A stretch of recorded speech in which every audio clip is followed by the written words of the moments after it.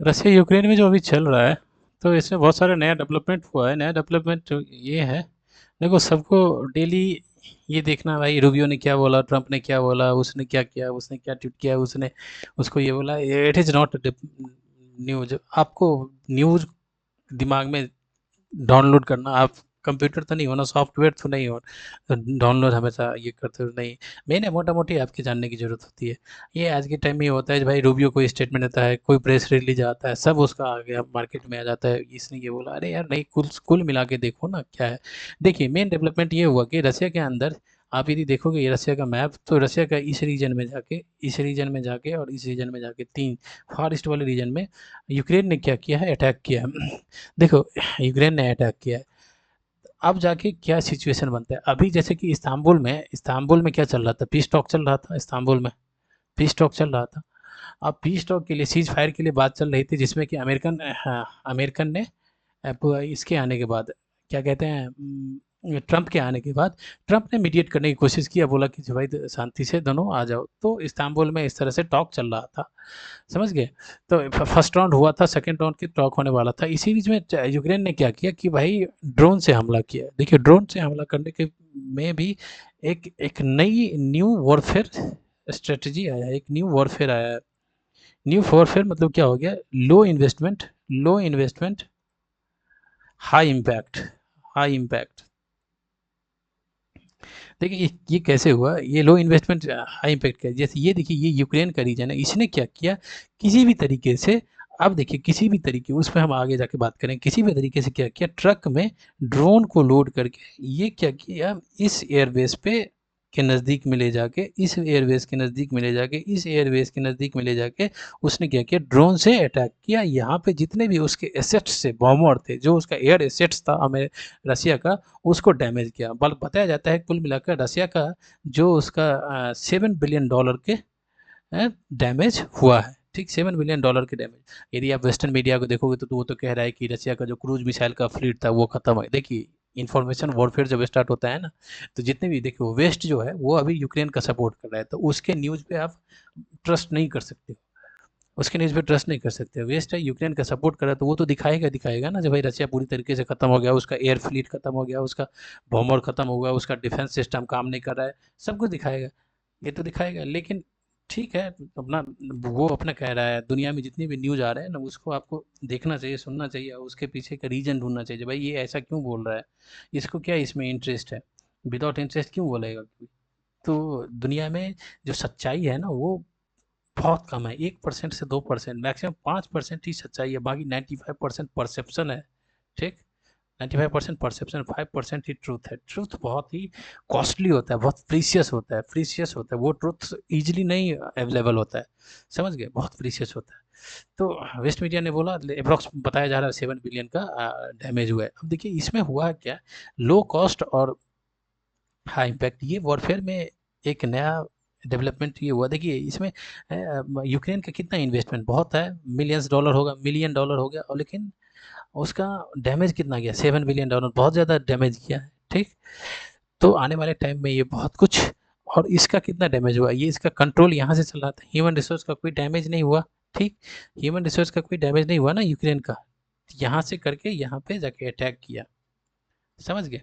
अब देखिए air defence जो होता है, एयर डिफेंस तो जब कोई बाहर से आएगा तब ना उसको मतलब डिटेक्ट कर पाएगा, तो एयर डिफेंस, ये तो ट्रक आया, तो यहाँ पे बहुत बड़ी क्या है, रसिया के लिए एक सिक्योरिटी का लैब्स है, सिक्योरिटी का लैब्स है, ठीक, सिक्योरिटी का लैब्स है, इंटेलिजेंस का लैब्स है रसिया के लिए, तो रसिया तो अपना देखेगा। लेकिन जो वॉरफेयर में जो चेंजिंग आ रहा है, जो टेक्नोलॉजी को कितना ज़्यादा हमने यूज करके, टेक्नोलॉजी देखिए, ये इसमें भी क्या है, अनमैन्ड एयर व्हीकल है, तो टेक्नोलॉजी का यूज हुआ, रडार का यूज हुआ, ठीक, उसको यूज करके हमने हैवी डैमेज किया। तो अब देखिए आने वाले टाइम में जब आर्टिफिशियल इंटेलिजेंस का टाइम चल रहा है, जब रोबोटिक्स का टाइम चल रहा है, तो देखिए जो डिफेंस है और उस प्रिपेयर्डनेस है, उसमें क्या चैलेंजेस, मतलब क्या मॉडिफिकेशन हो सकता है, किस तरीके से आने वाले टाइम में वॉरफेयर बदलेगा, वो देखने वाली चीज़ होगी। अभी हम उस पर नहीं जाएंगे, हम अभी ये देख रहे हैं कि हाँ चलिए, जब डैमेज हुआ रशिया का, तो अभी ये इस्तांबुल में टॉक चल रहा था, तो फिर रशिया ने बोला चलो भाई ठीक है, तुमने डैमेज किया तो इसका तो हम आंसर देंगे ही देंगे। दूसरा चीज़ ये है कि भाई जब इस्तांबुल में जब पीस टॉक चल रहा था, तो फिर ये जो इसका जोकर है, क्या नाम है उसका, व्लादिमीर जेलेंस्की, जोकर, वो जोकर ही है। पहले वो कॉमेडियन था। ये जो जोकर है, ये फिर ऐसा क्यों किया, क्यों? इसको ये भरोसा है कि इसने रसिया को क्या करेगा, डिफीट कर देगा? इसको तो ये भरोसा है? ये क्या पॉसिबिलिटी है क्या रसिया को ये डिफीट कर देगा? पॉसिबिलिटी तो है नहीं, ठीक। ये तो पॉसिबिलिटी है, कभी भी नहीं हो सकता है ना, रसिया को डिफीट नहीं करेगा। तो ये क्यों कर रहा है? क्योंकि इसको मजा आ रहा है। इसको क्या हो रहा है, मजा किस बात से आ रहा है, ये नेटो को खूब पैसा ऐंठता है, नेटो से खूब पैसा ऐंठ रहा है। अब क्या हो गया कि जब ट्रंप ने कहा कि भाई ये नेटो को खत्म करो, इसको डिफंक्ट हो गया, नेटो काम नहीं कर रहा है। तो अब जो बाकी जो यूरोपियन है, उसके लिए एक क्या कह सकते हैं, एक बहुत बड़ा वो चीज आ गया ना, एक चैलेंज आ गया, एक कह सकते हैं ना, जो कि मतलब एक मूछ वो वाली बात आ गई, जो भाई अब ट्रंप हट गया, तो अब यूरोपियन जो है अपना इज्जत बचाने के लिए कुछ तो करेगा। तो ट्रम्प बोल रहा है जो भाई हमें अब तो कोल्ड वॉर नहीं चल रहा है ना, तो नेटो खड़ा किया गया था कोल्ड वॉर की वजह से, रसिया को, यूएसएसआर को रोकने के लिए। तो कोल्ड वॉर चल नहीं रहा है, अब तो दूसरा जाइंट आ गया। कौन आ गया? चाइना आ गया। चाइना के लिए अमेरिकन कर रहा है, क्वाड वॉर बना के अपना उसको वहाँ पे काउंटर करने के लिए काम कर रहा है। तो रसिया को यूएसएसआर उसके लिए उतना बड़ा अब थ्रेट है नहीं, क्योंकि चाइना इकोनॉमिक फ्रंट पे थ्रेट कर रहा है अमेरिकन को। तो रसिया को उतना बड़ा थ्रेट मानता नहीं है अमेरिकन। तो उस नाटो में बोला कि भाई हम पैसा नहीं लगाऊंगा, ठीक। अब यूरोपियन के लिए ये चीज़ है, ट्रंप उतना मतलब दे नहीं रहा है वेटेज नेटो को। तो यूरोपियन कहता है भाई कुछ तो दिखाना पड़ेगा, ये नहीं तो वर्ल्ड में तो ये एक मैसेज नहीं जाना चाहिए ना, जब भाई ट्रंप आया, ट्रंप हट गया तो नेटो खत्म हो गया, यूक्रेन को रशिया ने एनेक्स कर लिया। तो इसीलिए क्या करता है यूरोपियन, इसको फ्यूल दे रहा है, किसको? ये जो कर ये क्या कहते हैं, जेलेंस्की को फ्यूल मतलब दे रहा है इसको। और इसको मजा किस में आता है, इसको फ्री का पैसा मिल रहा है, इसको फ्री का मतलब सपोर्ट मिल रहा है, डिफेंस का जो एसेट्स होता है वो सब मिल रहा है। तो ये अपना मजे में कर रहा है। दूसरा चेंज ये आ गया है क्या कि जो नेटो के अंदर के भी जो मेंबर सब हैं, उसमें कंसेंसस नहीं है। जर्मनी जर्मनी चाहता है, देखो जर्मनी चाहता है कि जो भाई ठीक है, बहुत हो गया, अब इसको अब ख़त्म करो, ख़त्म करो, क्योंकि इन सब की भी डिपेंडेंसी रसिया के ऊपर है, समझ गए? सबकी डिपेंडेंसी रसिया के ऊपर है। अब देखते हैं कि जो भाई ये कितना दिन तक ये चलता है। आप यदि इसको देखोगे ना, तो भाई अमेरिकन अमेरिकन जो है ना, एक फेस सेविंग वाले मोड में है। अमेरिकन का उतना इंटरेस्ट है नहीं। अमेरिकन ये भी चाहता है कि जो भाई मेरा डोमिनेंस ख़त्म ना हो जाए, और मैं मतलब यूरोपियन मेरे हाथ से निकल ना जाए, मतलब बहुत सारे फ्रंट पे निकल ना जाए। तो वो ये भी पुतिन पे ऊपर ऊपर प्रेशर बनाने की कोशिश करता है कि भाई चलो कोई नहीं, शांति कर लो। दूसरा चीज़, अब अब देखोगे ट्रंप आने के बाद ट्रंप ने क्या किया, सबसे पहले जेलेंस्की को ये मिलिट्री सप्लाई देना बंद किया, क्योंकि बोला कि भाई इसको जब मिलिट्री सप्लाई देना बंद करेंगे तो ये अटैक करना बंद करेगा। तो फिर पुतिन जो है आ जाएगा, टेबल पे आएगा, फिर बात करने के लिए आएगा। तो ये इसने ये काम किया।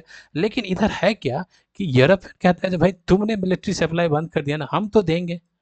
अब ट्रंप कहता है कि भाई इसको हथियार गोला बारूद देना बंद करो, जो ये थोड़ा सा ठंडा होगा तब जाके बातचीत होगा। लेकिन यूरोपियन दे रहा है। यूरोपियन कहता है कि भाई यदि नेटो को यदि तुम कमज़ोर करोगे, ये अमेरिकन नहीं रहेगा, तो इसका क्या मतलब है, नेटो नहीं रहेगा क्या? नेटो रहेगा। वो कहता है कि यदि नेटो नहीं रहेगा तो पूरे जो ईस्टर्न यूरोप है उसको रसिया अपने अंदर एनेक्स कर लेगा, जितने भी है ऊपर का जो यूएसएसआर वाला पार्ट था उसको कर लेगा।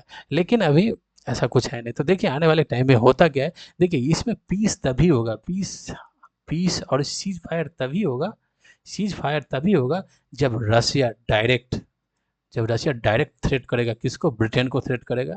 जब डायरेक्ट थ्रेट करेगा, फ्रांस को थ्रेट करेगा, जितने भी यूरोपियन पावर है उसको डायरेक्ट थ्रेट करेगा कि तुम इसको देना बंद करो, नहीं तो अब हम डायरेक्ट तुमसे फाइट करेंगे। जब इनके अंदर में मतलब डर पैदा करेगा रसिया, तब जाके अब इसका हेल्प करना बंद करेंगे, तब जाके पीस और सीज फायर हो सकता है, अदरवाइज अभी कुछ नहीं हो सकता है। दूसरा चीज़ ये है कि पुतिन या रसिया जो है वो अमेरिकन से बात करता है, जो अमेरिकन को भी कहते हैं भाई तुम जितने भी एलाई है उसको समझाओ, ये ये जो है ना, ये इस जोकर को हेल्प करना बंद करे, जिससे कि मामला शांत हो, फिर टेबल पे आएंगे तो जो भी निगोशिएशन होगा वो देख लिया जाएगा। तो अब देखते हैं आने वाले टाइम में क्या कह सकते हैं, क्या होगा। अब इसमें अब रूबियो ने ये स्टेटमेंट दिया, ट्रंप ने ये स्टेटमेंट दिया, स्टेटमेंट का कोई उतना नहीं होता है, उतना वैल्यू नहीं होता है उसमें। ट्रंप के स्टेटमेंट का उतना वैल्यू नहीं होता, क्योंकि ट्रंप कब क्या बोलेगा कब नहीं बोलेगा। आप देखे होंगे कि जब जब रसिया ने अटैक किया था कुछ दिन पहले यूक्रेन के अंदर, तो ट्रम्प ने कितना गुस्सा हो गया था, हम ये वो कर देंगे। लेकिन उसको इतना वेटेज देने की ज़रूरत नहीं है।